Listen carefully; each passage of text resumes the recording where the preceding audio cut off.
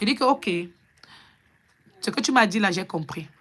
Je rentre encore vers mon mari, je dis que, mais la version de ta mère et ta version, c'est deux choses différentes. Je t'avais dit que j'ai rêvé de toi. Que le Seigneur a dit ceci, que tu as un problème. Et il faut qu'on t'opère. Tu m'as dit que tu n'as pas de problème. Tu m'as dit que tu avais seulement joué la balle du basketball. Et en tombant, quand tu voulais arrêter la balle, tu t'es fait mal là-bas en bas et on t'a opéré.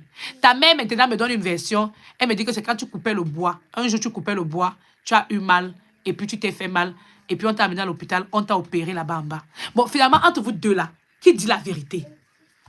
Qui dit la vérité? Maintenant, ta même mère est en train de dire que j'accouche quand? La fille qui est là, qui est venue dans mes rêves, demande que elle veut sa mère voir l'enfant. Bon, vous tous là, vous ne voyez pas que vous êtes en train de m'embrouiller. Finalement, vous tous là, vous êtes les qui même?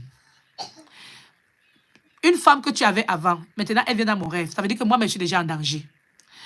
Ta mère ment, toi tu mens. Qui dit la vérité parmi vous trois? Ok, maintenant je vais faire les choses simples. Est-ce qu'on peut aller à l'hôpital d'abord pour toi? Il dit qu'il part pas à l'hôpital. Je dis que ok, simple encore.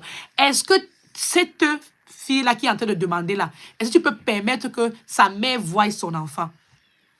Il dit que jamais, parce que quand la fille était partie avec l'enfant, toute la famille de la fille savait et il a dépensé de l'argent pour aller récupérer l'enfant là au désert. Il ne donne l'enfant à personne. Je dis que vous ne pouvez pas résoudre des problèmes comme ça. Ta mère est en train de vouloir que je conçoive. Vous êtes là, vous mentez à gauche et à droite. Ton problème de santé, vous mentez. Maintenant, la fille ici là maintenant qui est en train de... Elle est là, elle est déjà morte. Maintenant, elle apparaît, elle demande l'enfant. Vous voulez que je conçoive comment? Parce que finalement, la vie est spirituelle. Dites-moi un peu ce que vous voulez qu'on fasse. Je dis, vous êtes en train de m'embrouiller là. Qu'est-ce qui ne va pas même finalement avec vous? Je vais dire à une femme, il y a des êtres humains que tu peux inviter dans ta vie. Ils t'amènent avec les problèmes que tu n'avais même pas su que tu devais être dedans. Tu ne devais même pas être dedans pour faire le genre de combat là. Sache que quand tu maries un homme là, tu maries une femme là, les combats de la personne là, tu vas porter ça où? En bon entendeur, salut. Donc, ça veut dire que quoi? Écoutez-moi très bien. J'ai commencé à dire que non, il n'y a pas d'inconscience sur ça. Parce qu'on dit souvent qu'il y a les sorcelleries inconscientes. Mais il dit que ici, là, ce n'est pas normal. Un jour, on était assis comme ça. Il commence à dire comment il y a une fille là qui a perdu toutes ses dents. Elle dit qu'elle rentrait de chez lui, elle a perdu toutes ses dents. Je l'ai regardé comme ça, je lui ai demandé que j'ai dit, hein, finalement, qu'est-ce que tu représentes dans la vie des femmes? Tu dis bien qu'une femme est venue te rendre visite. En sortant de chez toi, elle a fait un accident. Et elle a perdu toutes ses dents. Et elle t'avait invité un jour. Vous étiez assis au restaurant. Et puis au restaurant, d'après ce que tu me dis, elle a retiré sa prothèse dentaire. Elle n'avait pas de dents. Et elle t'a dit que c'est le jour où elle sortait de chez toi qu'elle a eu un accident. Et c'était arrivé. Elle t'avait recontacté, tu n'avais pas appelé. Elle t'a encore recontacté. Maintenant, tu as pris. Et je lui ai demandé que, qu'est-ce que tu as fait pour cette fille? Il dit carrément rien. Il dit, mais comment tu ne peux rien faire pour une femme qui dit qu'elle est sortie de chez toi, elle a perdu ses dents? Oh! Bien aimé dans le Seigneur, je vais parler à un homme aujourd'hui.